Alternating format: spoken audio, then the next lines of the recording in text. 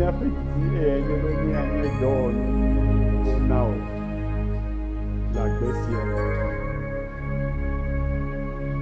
Agbea bubu aɖeke megali si me míate ŋu akpɔ dɔ kpli wo hena wo ŋutikɔkɔe ƒe godzedze le agbagbeawo dome o. Kukuawo magate ŋu awɔ naneke axɔ fetu atso gbɔ o. Evɔ le dzra fetu geɖe ɖi na mía dome ame sia me. Eya ta wo didi eya nye bena míawɔ dɔ kpli ye ne yeate ŋu atsɔ fetua ɖe asi me na mía dome ame sia me. Míaƒe gbedodoɖa le gaƒoƒo ya me eya nye be Aƒetɔ na bena míazu dɔwɔnu nyuiwo le asiwò me. Yehowa nekpe mí bena to etsɔ dzoɖa ƒe ɣleti gbãtɔ le ƒe 2023 me míanɔ yeƒe ŋkume abe ale yi Mose nɔ yeƒe ŋkume le toa dzi ŋkeke 40 la, míawo hã míanɔ yeƒe ŋkume. Nu si míese, nu si míexlẽ, nu si míenya, nu si dzi míeka ɖo eye nye be esi Mose va nɔ kpakpli wo le toa dzi ŋkeke 40 eye wòyi va etrɔ. Kaka dzi le mía si be míawo hã míatrɔ. Aƒetɔ le yɔ mí be míava eye awɔ dɔ tso mía ŋuti. Míetsɔ mía ɖokuiwo va. Egbe Yehowa dze egɔme. Xexea wɔwɔa, wonya ye nekɔ wɔe. Ta dɔwo nya ɖo ɖa mía me bena wòadze eƒe dɔgɔme xoxo. Míetsɔ bubu na wo elabena míenyae bena ewɔ geɖe sawo nu siwo katã míebia alo susu gɔme. Tɔwoe nye bu kpakple ŋutikɔkɔe le Yesu-Kristo ƒe ŋkɔ me. Amen. Meɖe kuku mi nɔ anyi.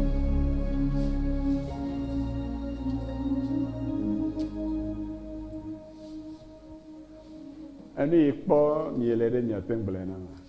Ŋgakpɔ miele o.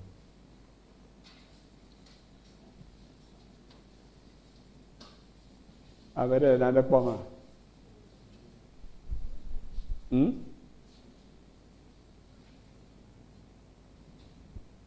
Ame ɖeke mele naneke kpɔm o. Mie nu kpɔm a? Nu ka wònye mie kpɔkpɔm o? Ame ɖe le dɔ wɔm tso machine aɖe ŋuti. Ne wole dɔ wɔm tso machine ŋuti egɔme ɖe.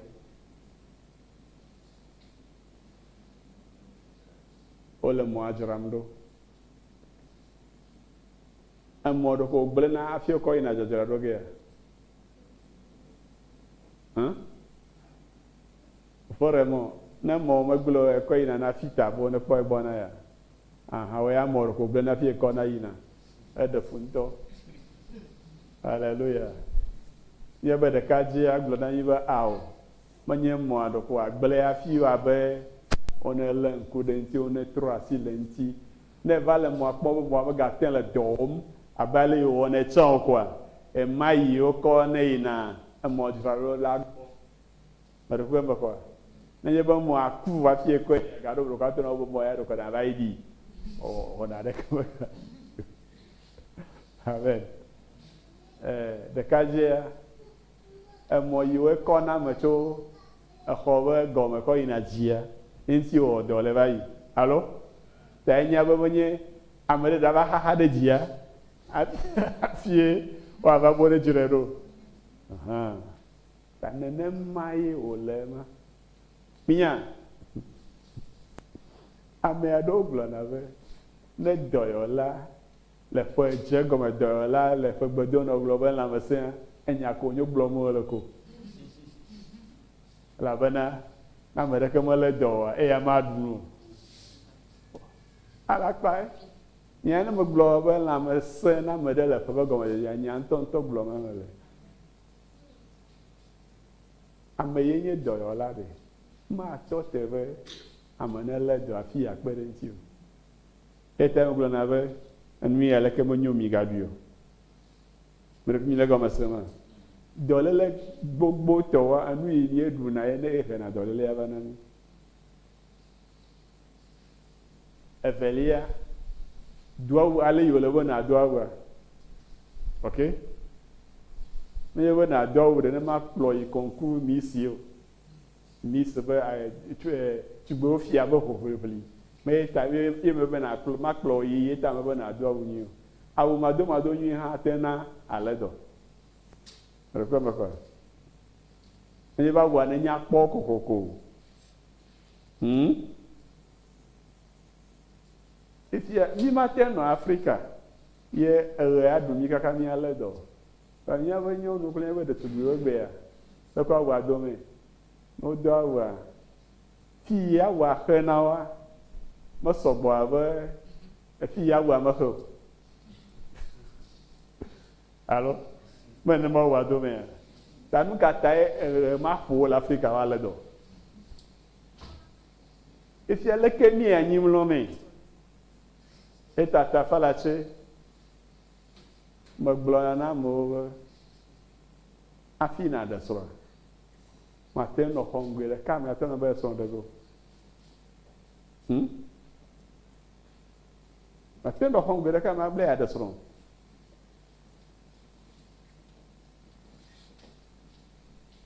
amo o nu plum au plum afo pa plum o ya plum amoli e ya hale kama hale wole hongwe kam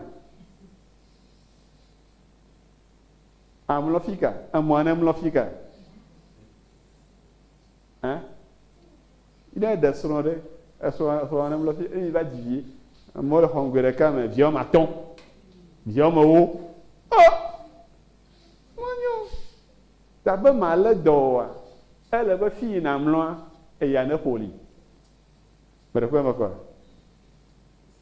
e ya la poli fi na mlo na e redo la va gado meteti ama kokoma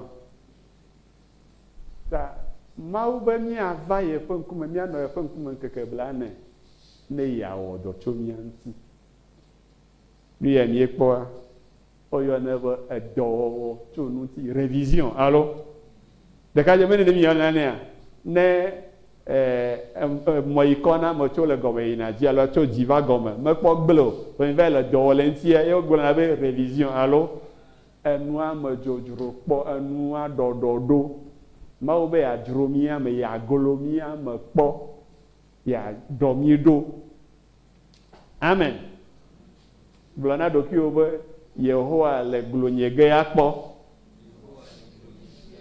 a odo chontinye alenkude nye akpasi akpa e afisi odododo hialela awo bena maten azu do nu nyuito keke ake lefe asime chope yame e to jinyela ade duko gedeo awo e yan topo nusuron la gedeo le Jésus-Christ au fin comme amen ni agede nyala me Yesaya fa agban etabla ene so pokboyi bla vevo enyi i bla tonvo de kelia Yesaya fa agban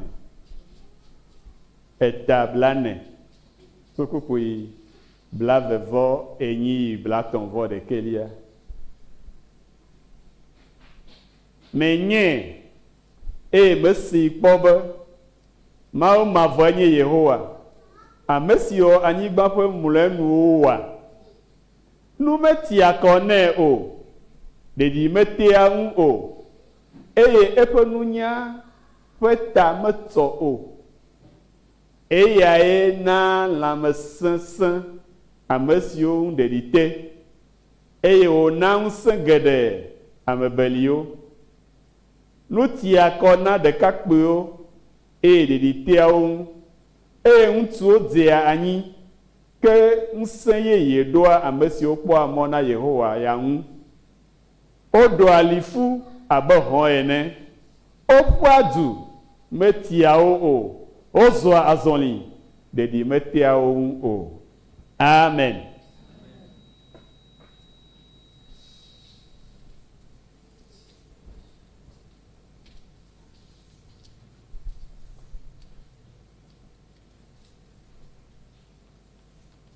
ame siwo kpɔ amɔ na Yehowa la woɖoa ali fu abe hɔ̃ ene. Woɖoa ali ŋusẽ minya ehɔ̃ be nya ya wogblɔ le fia. Ame yiwo nya ehɔ̃a woawo ya se gɔme nyuie. Le xedzodzoewo domea ehɔ̃e lolo exeli lolo wu hɔ̃ woya medzona. Xedzodzoewo domea hɔ̃e lolo eye kpɔna nuwu hã le xewo katã dome. Ehɔ̃ kpɔ nu agbetɔ zivɔzie nyi. Ehɔ̃ meku atɔgbe akpa o. Enɔna gbedzidzi le xewo dome enɔna gbedzidzi. Ne hɔ̃ ti kakaka ye game va le dzedzem abe ku tɔgbea ebe efewo va xana goba wodzena ŋeŋe gɔ hã ebe adɔ hã xa goba abe adze ŋeŋe efuwo nɔ gegem le eŋuti ɖeka. Game ne ŋutɔ hã va do dzesi be eti abe ne mía ame ɖewo hã míedona dzesi be ɖeɖi le mía ŋuti te mi mega se abe tsã. Ko hɔ̃ ya nu yewɔna nye be eva yewɔna tɔ na eɖokui menye na eviawo mi ŋutɔ zɔ. Zi geɖea eva tɔa ekpe gã dzi wowɔnɛ ɖo. Ta ne wɔ ye ŋutɔ tɔ nenema ɔna ekpea be gɔme ya atɔ abe gɔmea ekpe la nɔ kpɔkpɔm. Ta ne wòva yi ɖo fi ma vɔ kɔa enyɔ fuwo katã le ɖokui ŋuti. Anyɔ fuwo katã. Aɖe ebe efewo. Ne fea gbe ma ɖe oa, ne adɔ mete le fea ɖe ne oa, atsɔ fea kɔ kli ekpea dzi kaka efeawo aɖe. Ne fewo kaka ɖe vɔ kɔa adɔa zɔ akɔ dɔa nɔ kpea ŋuti li kaka adɔa hã ɖe. Ezu ehɔ̃vi. Alo? Efu mele ŋu, fu ɖeke be gale ŋuti o. Alo? Ne kpɔ ya nu ka ye kpɔ? Ehɔ̃vi ko ye kpɔ. Mi ma be míawɔ be ɖi ehɔ̃vi be nua va nɔ anyi ŋkeke bla nɛ. Maɖu nu. Tsi ne ŋke ne fɔ maɖu nu. Ga ɖe me ko ye nava ɖui. Ebe etsɔ ne ƒo fia nyi gadea mi te ɖu nu. Ok? Ye nye menya leke wòdza va gblɔ le ŋgɔgbea ɖo. Be ɖi hɔ̃vi be nua. Ne ehɔ̃ nɔe nenema, efu megale ŋuti o, efe megali o, adɔ megale esi o, agate ɖu nu o. Na adɔ mele wagaɖu ele nu ɖu gea. Yi gɔme nye be ehɔ̃ hã nya be nutsitsi doa ewɔa nyui. Mi le nya gɔme sia. Elãwo Mawu de susu etame na lãwo yewo nya be ɖe mafɔ gbe sia gbe ko ɖe anɔ ɖuɖum tɛɛ ɖoko na tsi aku va ɖi. Ta hɔ̃a ne wòɖe va dɔ kple fewo dzo vɔ kɔa efu hã megana ate yi afia ɖea. Ame ɖe yava le nu va na hɔ̃ titia. Ta ŋkeke nene yi hĩa hɔ̃ le fi ma nɔ ge. Kaka be fuwo woava to, kaka be fewo woava to, kaka be adɔ agato hafi ye wòadzo azɔ. Ne wòdzo ne kpea axɔ se be ehɔ̃ ɖekakpui ye. Amen. Elã xevi yi be ahɔhlɔ melolo enya nu nenea. Gake agbetɔ ne Mawu ate ŋkɔ numa ade xedzodzoe me ɖe mede mía amegbetɔwo me vɔa kafia kɔsi nenie ame ŋutɔ atso ɖe ɖokui si ko be kɔsia ɖeka ye ma ɖu no. Nya me sugbɔ nenea. Hã? Vɔ ɖe meɖe kuku lo. Ame yiwo nɔ trɔ subɔsubɔ me kpɔ ɖe. Metsina nu dɔna. Hã? Wotsina nu dɔ. Wɔya menye ɖe susu nyuitɔ dzi ko lo. Bɔ kɔkɔe akpe la. Ame ɖe va kpɔ hunɔa be ɖe ne wu ame aɖe na ye.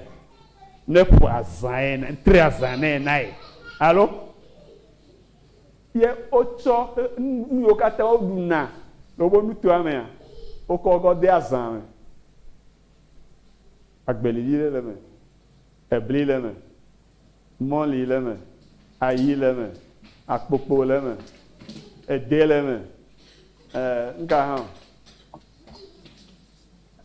akpa bia le me holan le o ko mo kata ko de me allo de gbenya dun mo be de quoi azapui ko eku allo vo wa me yetra zantoa ne tren mo be de dudu na me quoi o ha le ku togu mo fo ya hein de gaje mo fo ya ta eyo ye be tre azan no passe ba me atuota ma duna ne ko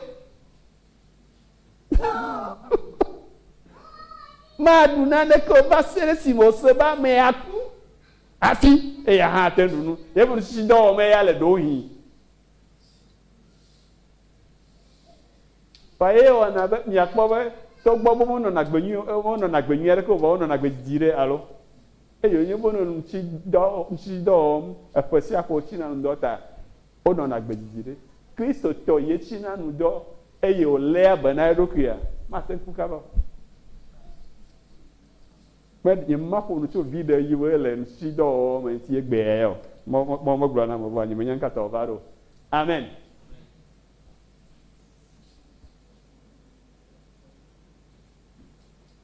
book we banto ni ekhle egbo na mi ve menyewa mesi powa be Yehowa Mau amesio anyigba plemle nuwa numeti akone edidi meti anwa eye efonunya sedo etome le efonunya nu o novinye nu kole be mi anya ele na mi be mi anya ba mau enye unsen katanto manye unsen o katanto unsen katanto nenye unsen o katanto kama le be unsen e ya hanene ko le zo ave huno ene huno e khona vodu gere o danadi do e ya ha o na ya leke e ya ha o na keme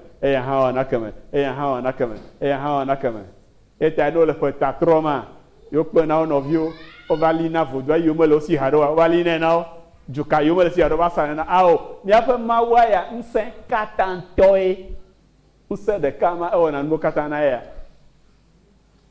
ema kwa da mi afa mawa na de kemeli ima ten awo o salmo pa gbanlen eta alofa de ka bla nevo adre pukpe atonlia globe miaƒe aƒetɔ miaƒe mawu elolo enye gã eye eƒe ŋusẽ triakɔ eƒe nunya liƒo meli ne mawu si subɔ nye kpakple mie le la liƒo aɖeke meli na eƒe nunya eye eƒe ŋusẽ ɖe naneke megbo eŋti o seɖoƒe aɖeke naneke meli si nye mateŋui na mawu si subɔm nye kpakple o miele o nya eye naganye nenema meɖeku be kɔa ta nenye be nua o ya mateŋui o la nu na wɔƒe nye be na agblẽ na eya ma nanɔ katsatsa me kpakple mana kpɔ ɖe ŋu lo. Nenye be míaƒe ɖekakpuia enya ɖe va kpe ki egbea wònye ganya wòga yi le esi le fia mate ŋu awɔ ne wòyɔ bri no ɖe ŋka dzɔna atsɔ ga ɖo ɖa eye gatso ma me le gatso mo le va tsɔna ga ɖo ɖa koe fine abri no ya liƒo li ne lo va kare dzi be ne le katsatsa nyuitɔ me kpakple brino ne ɖe hiã le fia ne egblẽ nea awɔe eka nyo be nanɔ katsatsa nyuitɔ me kpakple brino kple nanɔ katsatsa nyuitɔ me kpakple mawu ye liƒo aɖeke meli nɔ menye ni mi le gɔmese na zɔ brino de liƒo li nɛ brino ame yiwo le dɔ France dukɔ le dɔ wɔm na France dukɔ hã liƒo li nɛ na ɖewo li France mate awɔ gbe ɖe o gake mawu ya liƒo ɖeke meli nɛ o eta wonyo be mianɔ katsatsa nyuitɔ me kpakple mawu meɖeku be mekɔ na miawo katã liƒo meli na miaƒe mawu liƒo meli na eƒe ŋusẽ liƒo meli na eƒe nunya o ame aɖeke mate ŋu dzro mawu ƒe nunya me kpɔ o liƒo meli na mawu ma eya eyɔ nye kpakple wo be miava yeƒe ŋkume mianɔ yeƒe ŋkume keke bla ne yawɔ dɔ tso mia ŋuti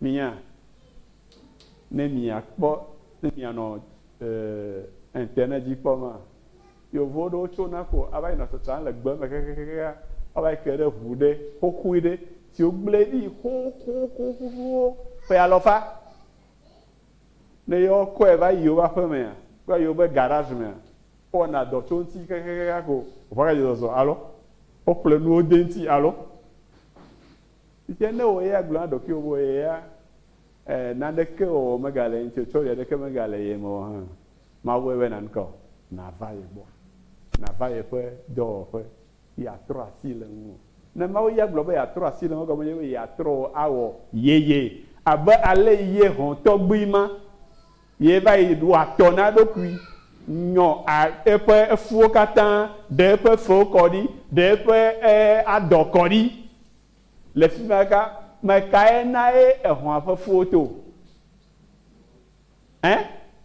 mawoe mekae na ehɔ̃ ƒe fewo to mekae na ehɔ̃ ƒe adɔ to ne mawu ate awɔ ma na hɔ̃ ɖe ɖe mate awɔe na nye kpakple wo ya wa haleluya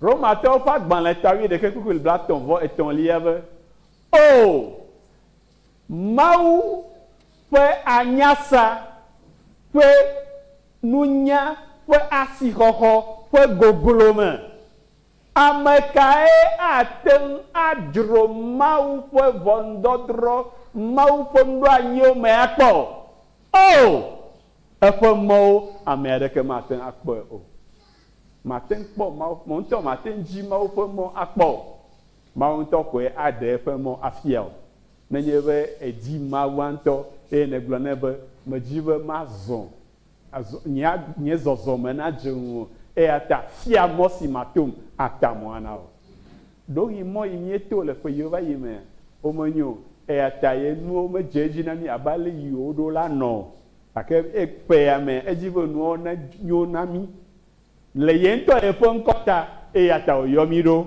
be miava yeƒe ŋkume le Marko ƒe agbalẽ ta nyi kpukpui enyilia mea Biblia be Yesu Kristo le nu ƒom ɖe ŋkuwo le mia si vɔ mie nu kpɔm oa ɖe to le mia si vɔ mi mele nu sem oa ɖe mi mete ŋu ɖoa ŋku nu dzi oa ɖe ahɔhlɔ mele mia si miate ŋu aɖo ŋku nu dzi oa Mawu wɔ ŋku na nye kpakpli o ta enya be ŋku yi wɔ na mia ɖe wɔ na mi miakɔ kpɔ nue ta mate ŋu gblɔ na Mawu be yeme nu kpɔm o ne me nu kpɔm oa ke ma wò ŋutɔ wɔ nane tso ŋku wa ŋuti gbɔgbɔme ŋkuwo be nyagblɔme Mawu le fi ya koŋ ya enya le Mawu be nya sem vɔ ɔna be etoa enya baka etsi kum kɔkɔ ɖe me ne si to fi kɔa edo to afi va yi Yehowa le nye kpakple wo biam le gaƒoƒo ya me bena ɖe eto le asi o vɔ mesea nu oa abe wo ye si la ele ɖe esi eye ne si vɔ ɖe nu ka ta ye mekɔ dɔwɔ me de mo edze abe ɖe ne ŋlɔ be etɔ be ahɔhlɔ me le asi oa nu yiwo Mawu wɔ ƒe yiwo va yi me ɖe nu ka ta ye mate ŋu ka ɖe dzi o wo ŋutɔ enya be mau manome la anyene me galagbe ye lagbe gbe ye mo glo no bo le ke ma we mo onu ma sia den nglo be nu gan yo la gbo me ba ye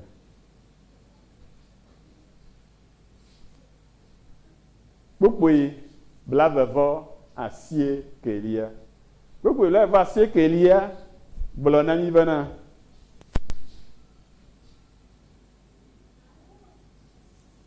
eye na la mesese amesio ndedite eye o na nsengede amebelio eye Yehowa na na bere ntu pe nyonu yiwe de o no ni o efebla adre febla nyi ha o ga no ni o wa de ka kuyore anu tia o fa dohi anu vivi na me ya e ya obo na da na ejora gben mi o de ne edwi ovivi ne o ye blada gbe tie we nu ka da na e yo nu make o ga de ne edwi ovivi ne kura gbe ga fe mo bi nu ka da ne ha e ga bia o de ovivi ne dohi yo da gbe nu ga bi o ga da nu make ne aglobo etie allo ametina amesia me fo me ni atin anona ne si jona jino wom takawa do gade me atio biblia be anu tia de kakpuyo le de tubuyo ha va ele goblon na mi be magavon Isaia fagban la tabla ne vo de kekoko e wolia magavon ela bana maliklio Yehowa be ye li pakyo efabli boya le yo gbona nenye be woya anyem tefo olala kakaleji le na owe Yehowa li pakli la fisi afisi na no ameyoeva gbedora fe le jora gbeva ye eglobe ne eto jomela mo li pakli ne eto timela me le pakli o etio ma le o ejo pa do ma afia o ebe magavon ela bana me le pakli o megati jima de dio ela bana enye amesi menye Yehowa nyenye o ma ma dom so ma pedewu ma le odusi bodo de ji pakple ye jojo enyenye fo dusi la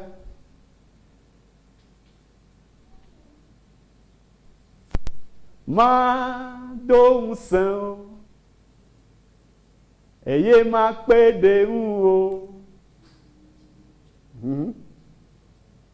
amanu veve ali plio magavon eye ebe ye li pakplio ebe ye nto ya dom san ebe ye nto ya pedan o ma mo blobere nenye be edo li nam la e ke ma makpere nti o ebe makpere nti o ye ta we na onu ko na va no ye fo nku le to aji nkeke bla na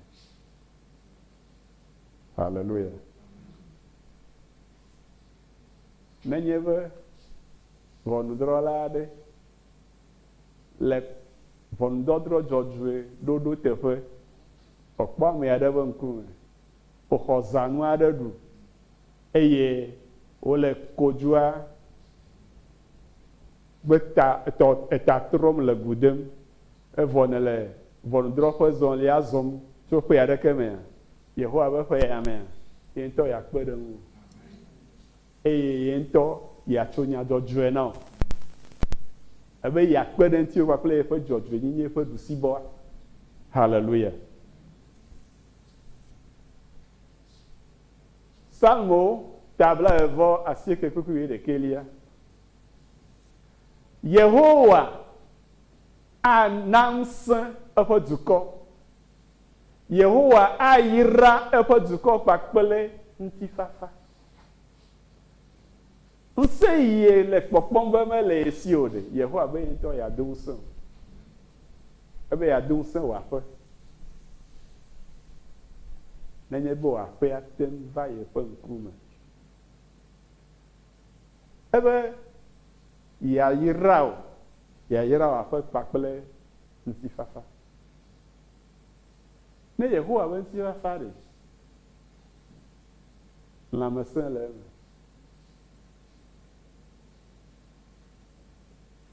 Amlɔ anyi adɔlɔ ele eme. Ame aɖeke matsɔ nya aɖeke ava ba o ele eme. Ame aɖeke mava fi naneke na o. Ega mahiã o, nuɖuɖu mahiã o, edzo madze aƒe na o, etsi malé aƒe na o, etsi maɖe agble o. Nu yiwo katã ye Yehowa gblɔna be ŋutifafa. Eta be mayra wo kpakple ŋutia. Yi gɔme nye be wo dzi adze eme elabena nuwo katã woanɔ nyuie na o. Nu yi wòhiã tso mía gbɔ eye koe nye bena míate ɖe ye ŋuti. Zakaria ƒe agbalẽ 3:8. Yehowa be eye mado ŋusẽ o le Aƒetɔ la me eye azɔ le nye ŋkɔ la me. Ebe yeado ŋusẽ o. Do yi ƒe yiwo va yi me ɖe. Teƒe ɖeka ko nenɔnɔ afɔtuma anyi.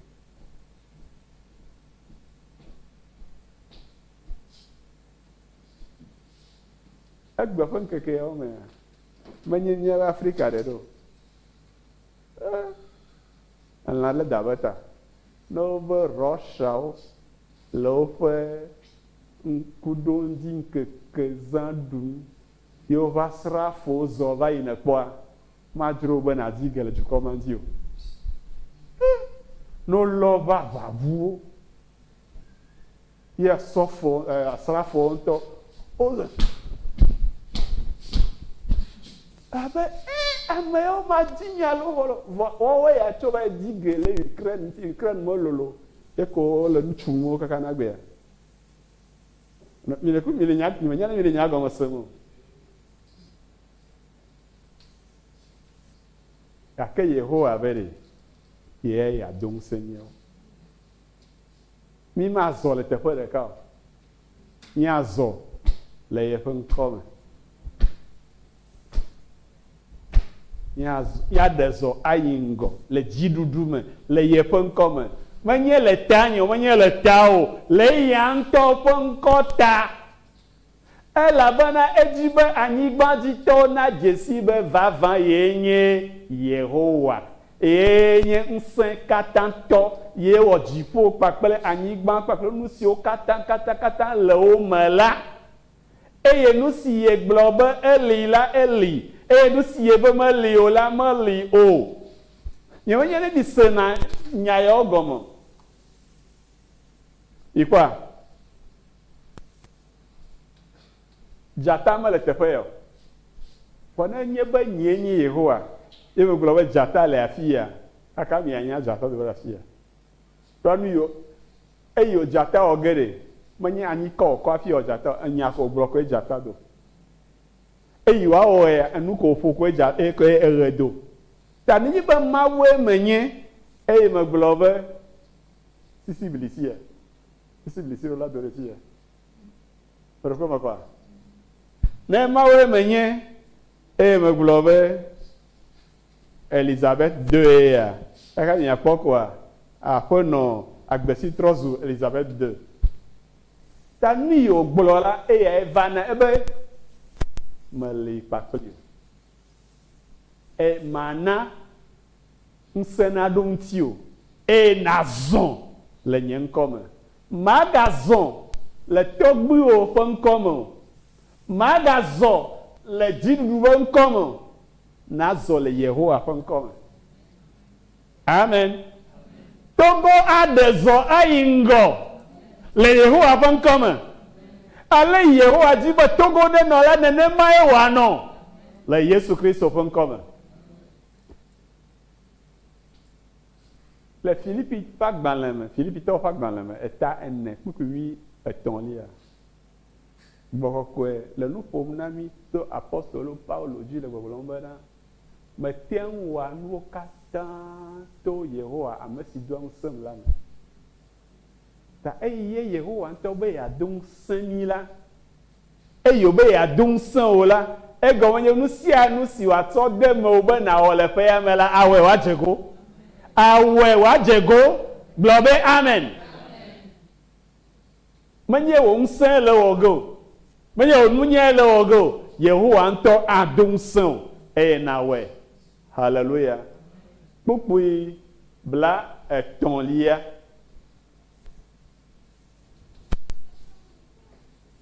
Pupui bla ton lia be. Nou tia kona de kakbuyo. E de tia un e untu dia anyi. Nyɔnu hã dze anyi, ŋutsuwo hã dze anyi, ɖeviwo dze anyi, sɔhewo dze anyi, elabena nu ti akɔ na wo. Ŋɔŋlɔ le kpeɖom yaya dzi na mi le Yeremia ƒe agbalẽ tabla 9:9 kpokpo lo va delia me. Ebe woƒe ɖekakpuiwo dze anyi ɖe woƒe ablɔwo dzi eye woƒe aʋasrafowo katã wotsrɔ̃ le ŋkeke ma gbe. Yehowa aʋakɔwo ƒe Mawu lae gblɔe. Ta ame yiwo ka ɖe wo ɖokui ko dzi eye womewɔ ɖe Mawu ƒe nya dzi o abe ale mi dzi hafifi la be xɔe se kple dzi. Womo xɔe se o, womewɔ nu si Mawu bia tso wo si oa. Biblia le gbɔgblɔm na mi bena woƒe sɔhewo katã dze anyi eye woƒe aʋasrafowo katã wotsrɔ̃ le ŋkeke ma gbe. Ŋkeke aɖe le gbɔna na ame sia ame le ƒe ya me. Yi ame yiwo ziɔ ɖe Yehowa ŋu wokɔe tsitre nɔ ge. Ame yiwo katã te ɖa tso eŋutia wo ekpɔ ge. Hallelujah. Amos ƒe agbalẽ ta 8 kpekpe 8 be kpɔ ɖa ŋkekewo li gbɔna Yehowa ye gblɔe. Si me ame si le enu ŋlɔm ava tu ame si le nu ŋlɔm eye ame sie le ewain tugum ava tu ame sie le enuku ƒam la eye eto woatiɔ ami. To woatiɔ ahaviviwo eye togbewo katã woasre. Igɔme nye be gaime amewo le mɔ kpɔm be nuwo nyonyom. Enu anyo le kea ele nu ƒam eye ame yi le nu ŋem va tso alo ame yi le nu ŋem va. Igɔme nye be enua le bodzi xawo ga le bu fafa be game ga ɖo. Wobe wain gbe la va le wain pa la tum. Nuwo game wokpɔ be nuwo katã le nyonyoma ema yi tutu ye etogbewo katã wosre. Ne togbewo sre ame yiwo le togbewo dzi efi ka woto. Ta zɔziɔ ɖe Yehowa ŋuti. Katsatsa me nɔnɔ kpakple Yehowa. Ele vevie na mi enuwo katã. Amos ƒe agbalẽ eta 2 kpukpo 14 ebe ame yiwo afɔ le wo si wonya be neglo yiwo asi hã womete sisi go. Ame yi ebi nya be ye bi asi me tuna ye dzi o. Ne le ɖokoe ya do to si o me. Me yo afi ma ɖa yo le nua me aziza nye katɔ kame bla na ziza. Kame bla na ziza we. Obe game li gbɔna. Eye ŋusẽtɔ hã mate agaƒo adegbe le eƒe ŋusẽ me. Eye kalẽtɔ mate aɖe eya ŋutɔ ƒe agbe o. Ame ye be ye bi ne va ɖo me ya asi tsɔ. Ame ye be womete lé na ye o. Ame ye be ye nye kalẽtɔ. Wo dometɔ aɖeke mate ɖe wo ɖokuiwo ƒe agbe o. Nɔvi lɔlɔ̃tɔ, ɖe míate ɖe Yehowa ŋutia, ame si ekpe mí be míava yeƒe ŋkume. Kpokpoe blatɔ̃vɔ ɖekelia. Yesaya ƒe agbalẽ tabla kpokpoe blatɔ̃vɔ ɖekelia. Ebe ke ŋusẽ yeye ɖoa ame siwo kpɔa mɔ na Yehowa ya ŋu. Woɖoa ali fu abe hɔ̃ ene. Woƒua du metiawo o. Wozɔa azɔli ɖeɖimeteawo ŋu o. Ɖe míakpɔ mɔ na Yehowa nye kpakpli wa. Mieli kpli ma. Alo miedzo vɔ. Miedzo yi gbɔgbɔ me ɖe ŋuti nye. Hallelujah. Mama anya be nye melɔna bo ne yi gbɔgbɔ me ɖe ŋuti nye. Ɖana me yi gbɔgbɔ me ɖe ŋuti nye ko edɔ. Hallelujah.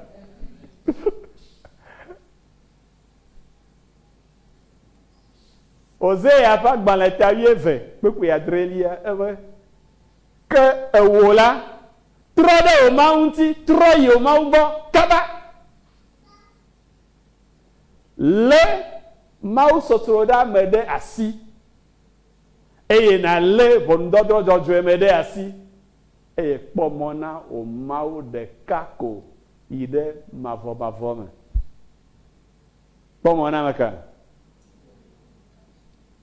Na Uni, kpɔ mɔ na Car, kpɔ mɔ na UFC, kpɔ mɔ na CDPA, kpɔ mɔ na nuka ONU, UNESCO, nga kpɔ mɔ na Yehowa ɖeka ko. Ɖohi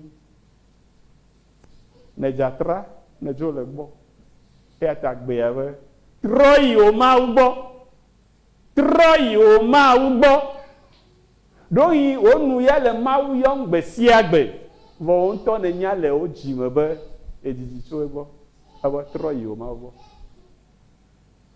Leke wò ŋutɔ na wɔ anya be etrɔ yi Mawu gbɔ wogblɔ na mí ebe le Mawu sɔsrɔ̃ ɖe ame ɖe asi. Le Mawu sɔsrɔ̃ ɖe ame ɖe asi. Mate ŋu ayi Mawu gbɔ anɔ nu yiwo me dzɔa dzi na Mawu wɔwɔ.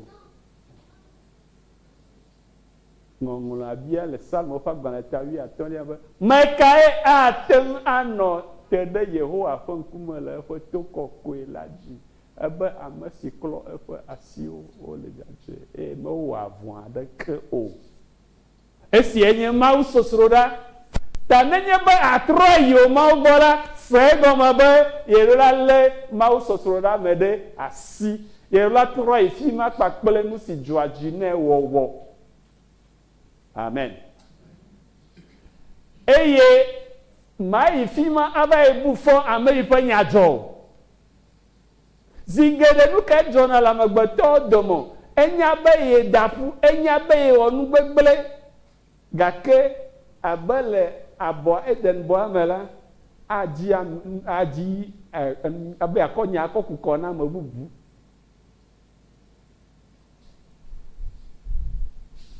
Vi nɔ ɖe ye da nu ɖe besi gba ya me. Fine. Ye wòtsɔ be ɖe yakɔ va yi ɖo kplɔ na ye srɔ̃.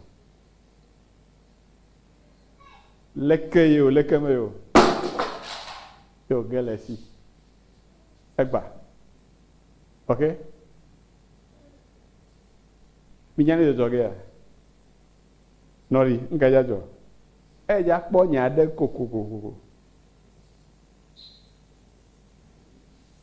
Aƒeme me be vi ɖe ye do wulia, ye wòsea, ye ko be dzi tsɔ, ko ya gbage le si. Alo? Awo. Enua he da ya ko do kplɔ ne re.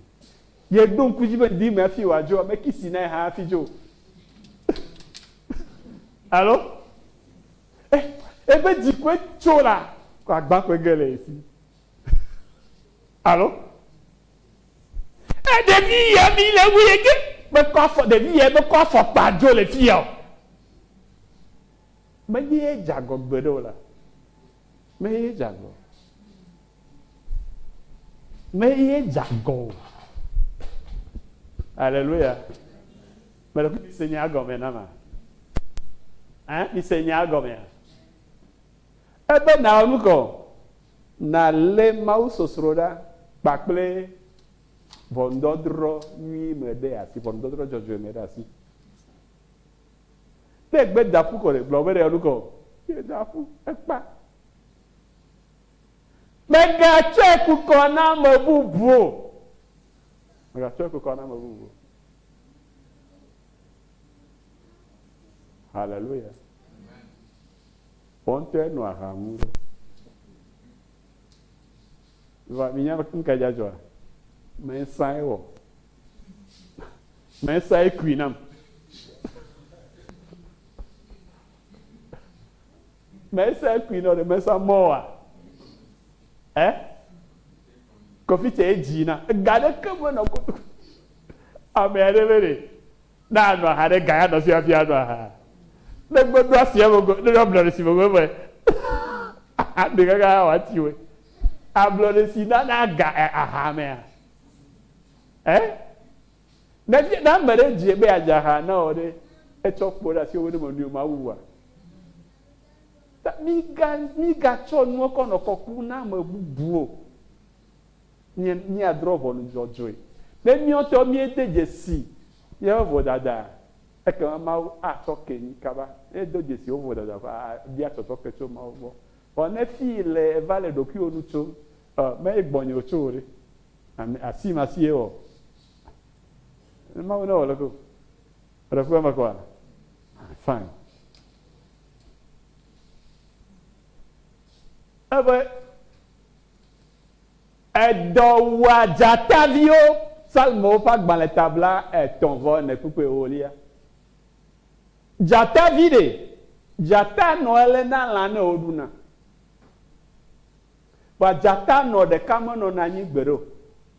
Jata no de ono na ha tutu ime. Osuna eton ene. E jata tu de ka no na obo. If you obey edo una jata vio. Ba jata no ke me dia vizire ka. Ta ne jata vio lia. E gonyo jata no subaten le lanao. Il est comme ça mais va do una jata vio. Doku wao. Ke amasio jia Yehowa ya la nu nyia de ke ma hiao akpo gbedo.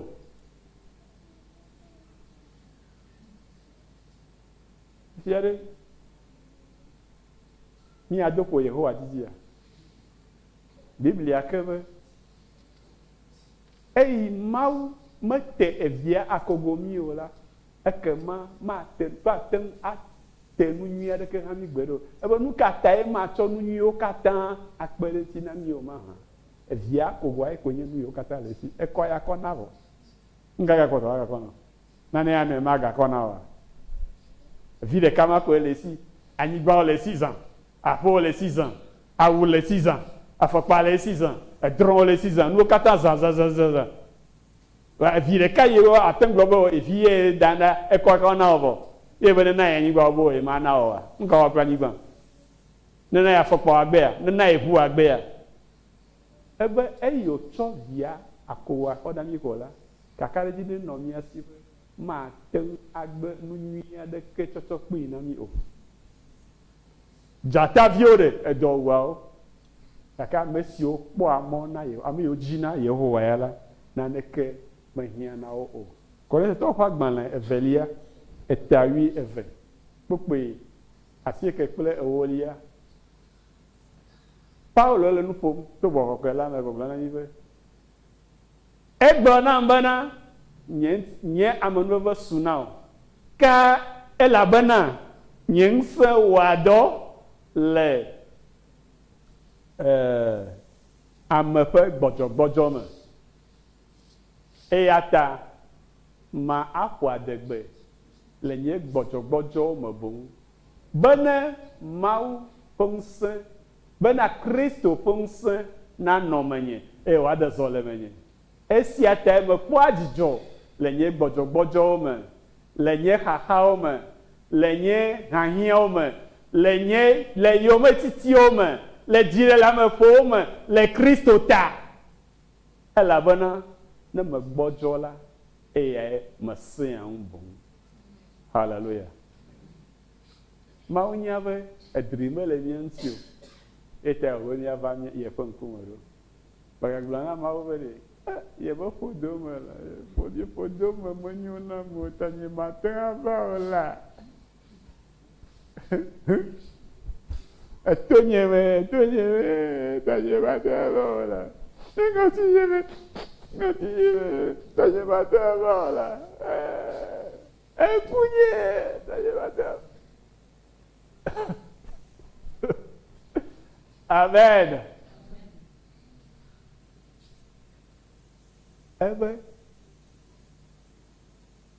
ɖekakpuiwo ɖe woƒuna dziwo dze anyi, ame sesẽwo wogbɔdzɔna, gake ame sia ame si kpɔ mɔ na Yehowa la,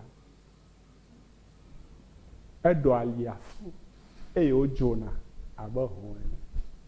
Hɔ̃ ɖe kpɔna tukaɖa hafi dzona, eƒona eƒe aʋalawo. Ele be atɔ me le kpea dzi alo le ati aɖe ta.